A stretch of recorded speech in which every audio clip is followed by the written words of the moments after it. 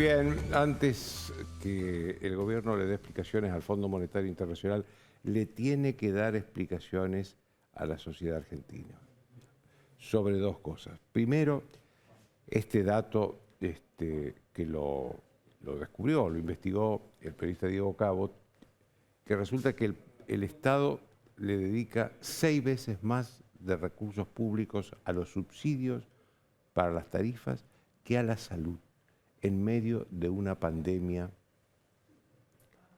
como la que estamos sufriendo, que se llevó ya 120.000 vidas. Hay que aclararlo y decirlo con palabras muy claras. Hay casi 120.000 muertos en la Argentina por la pandemia. Hoy hubo otro récord de contagiados.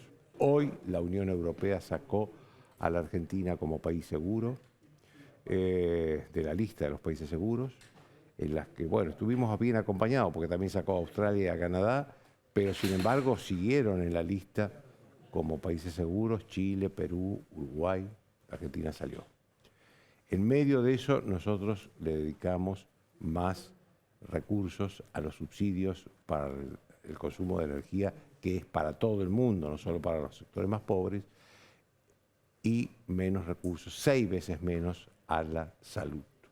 La segunda aclaración que el gobierno, la segunda explicación que el gobierno le tiene que dar a la sociedad es por qué la jefa del PAMI, Luana Belinovich, estaba en una isla del Caribe mexicano con su pareja, que además es su segundo en el PAMI.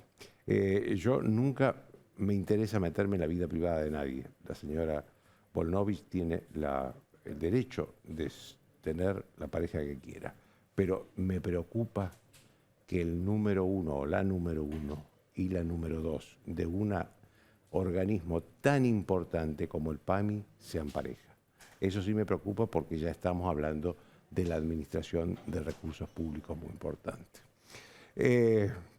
Hablando del Fondo Monetario, creo que, yo creo que hay cosas que nosotros no podemos dejar de tener en cuenta, digamos, más allá, un poco lo que decía de Pablo, más allá de lo que se diga sobre la negociación con el fondo. Acá lo que importa es saber por qué, preguntarse por qué el fondo va a firmar un acuerdo con un país que ha decidido subsidiar a toda su sociedad en materia del consumo, sobre todo de energía. Y que además eso termina con los cortes de luz que tuvimos en los últimos días. Miren, hay sectores de la sociedad que necesitan ser subsidiados para pagar los servicios públicos, porque si no, no lo podrían pagar. Pero no todos, no toda. Hay una mayoría de la sociedad que sí puede pagar el precio real. No hay, como bien decía de Pablo y también de Aranguren, una campaña oficial para concientizar a la sociedad que tiene que gastar menos energía, que tiene que ahorrar energía. Cualquiera que ha ido a Chile o Uruguay, y acá lo hemos estado hablando, sabe que los chilenos y los uruguayos no derrochan energía, al contrario, son muy moderados, porque a ningún gobierno de los socialistas chilenos con Ricardo Lagos y Bachelet, o del Frente Amplio en Uruguay con los dos gobiernos de Tabaré Vázquez y el de Mujica, se le ocurrió asignar recursos públicos para que chilenos uruguayos despilfarren energía. A ninguno se les ocurrió hacer eso. Ni hablar de Europa y Estados Unidos. Ni hablar de Europa y Estados Unidos. Es igual o peor. Acá todos queremos ser subsidiados, todos. Y es un pecado político levantar las tarifas, a aumentar o llevarlas a su nivel real, a las tarifas de servicios públicos, porque se pierden elecciones. Bueno, Aranguren tiene una tesis de que no se pierden elecciones, porque en el 2017 se ganó, dice, en el 2021 se perdió, y en un momento, en el 2017, se habían aumentado las tarifas y en el 2021 no se aumentaron las tarifas, están congeladas. Sea como fuere, acá la dirigencia política cree que llevar las tarifas a su valor normal para los que la pueden pagar es pecado político.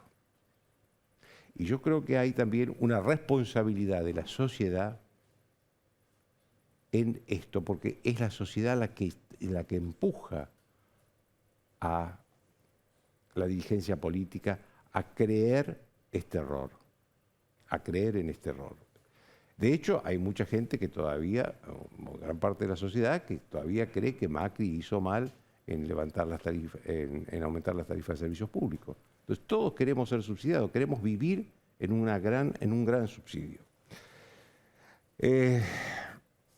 Dicho esto, y volviendo al tema con el fondo y con la oposición, hoy el gobierno levantó de hecho, o levantó una reunión que estaba convocada de hecho, porque nunca se convocó formalmente, para mañana.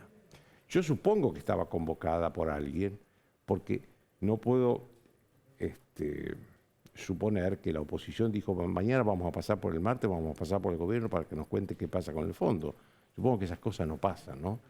¿Qué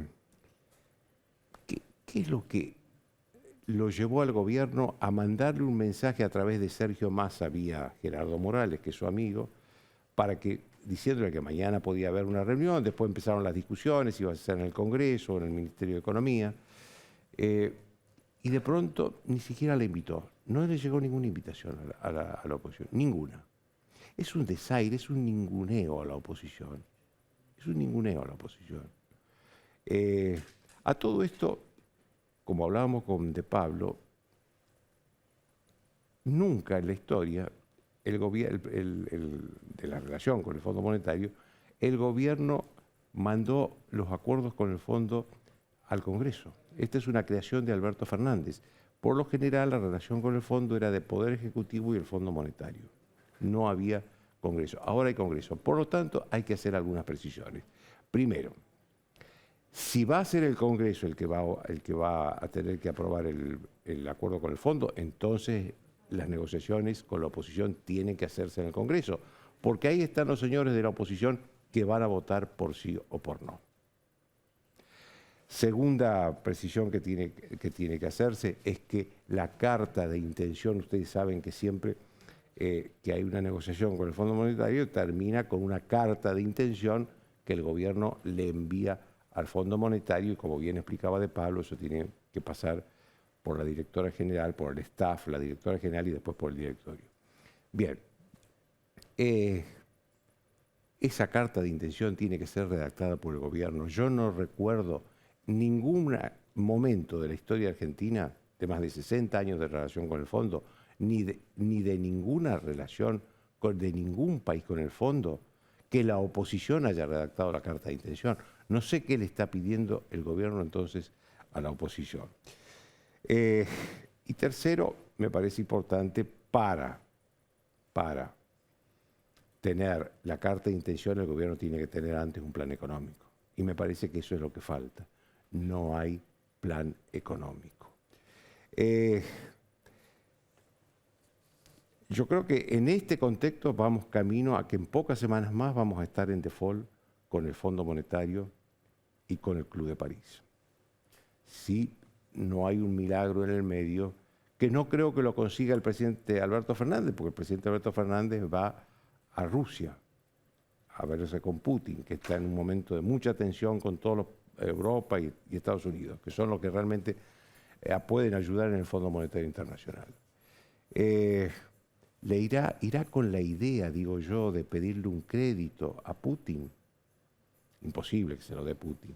Pero de sueños ha vivido el kirchnerismo siempre. No nos olvidemos que Néstor Kirchner pensó en algún momento que le iba a sacar un crédito de 20.000 millones de dólares a China. Le entregó una carta, cuando el presidente chino estuvo en Buenos Aires, le entregó una carta pidiendo los 20.000 millones de dólares. Ni siquiera se le respondió. No solo no le dio el crédito, sino que ni siquiera le respondió la carta. Chau, hasta el lunes.